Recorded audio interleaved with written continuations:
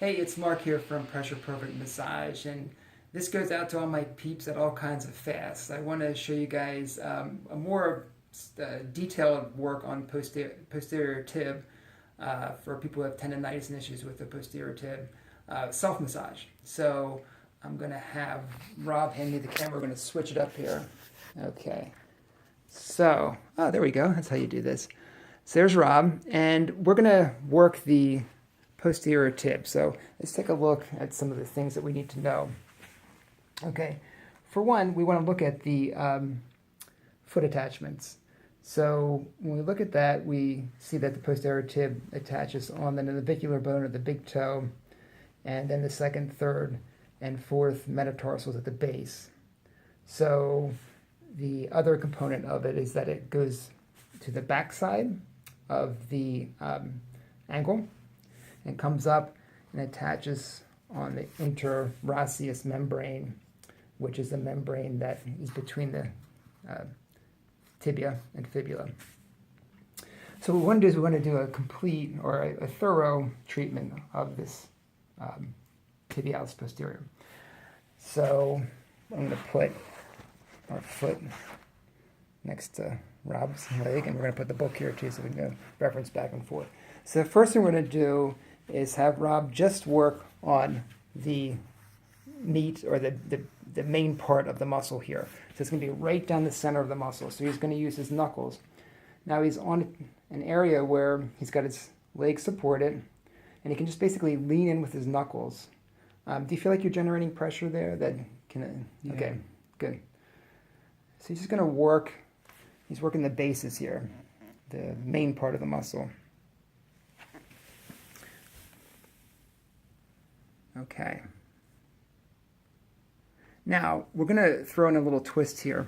We're going to give Rob this tool that we're experimenting with, and if it's something that seems to work, we're going to get some of these guys out to you guys.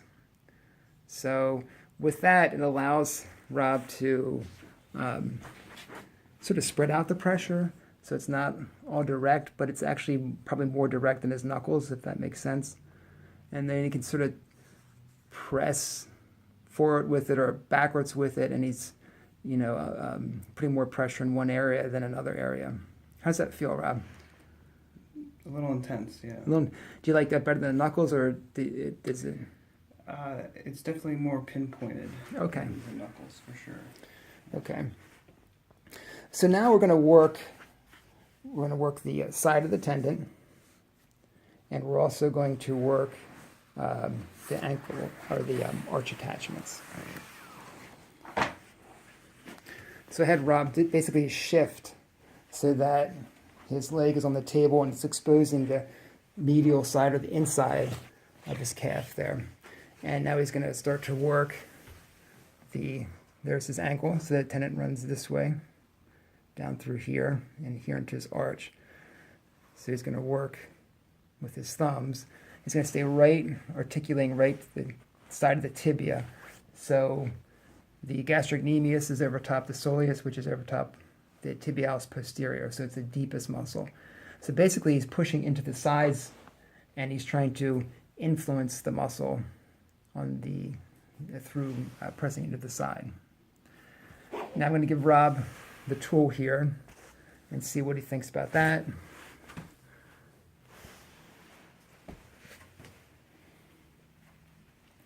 So what are you thinking about that?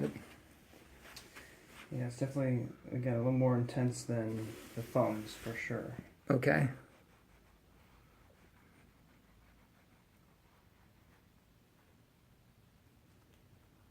Okay, so he's pressing in towards the middle and then a little bit down just to try to get to that posterior tib. So he's going to come to the tendon now, down more towards the tendon area. And yeah, just go back to your thumbs and fingers. So he's going to stay on this side. And I'm just going to have him slip his foot up on the table a little bit more. There you go. And now you can get all of the area in the arch. So you don't need to know exact points. You just need to know that in that arch is where all the attachments are. So you just want to start working in there He's doing the double thumbs there. He's keeping his thumbs together so he's not straining them. He's looking for those tight areas. So it's a pretty easy way to access that area. Okay, now why don't you try that tool, see how that goes for you.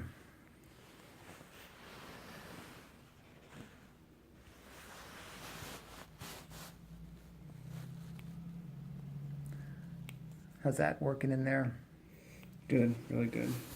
Really accurate. Okay.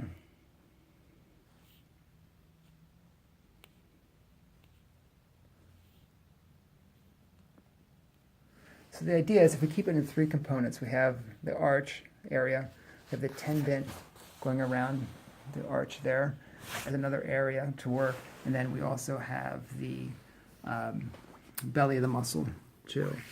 So just one more thing, can you get your knuckles into that area? Or is that if you kind of push out like that, it's possible. Okay. That's good. So what you want to do is, if you're working just to be safe, if you have a pain scale 1 to 10, you want to stay in about a 4, and then, you know, as you adapt to that, your 4 will, you're going to be putting more pressure on and still feeling the 4 basically. So that's just a safe way to work, so you're not overworking an area. Okay, well, thanks, Rob. I appreciate the demonstration, and I hope this helps you out. Talk to you guys soon. Bye-bye.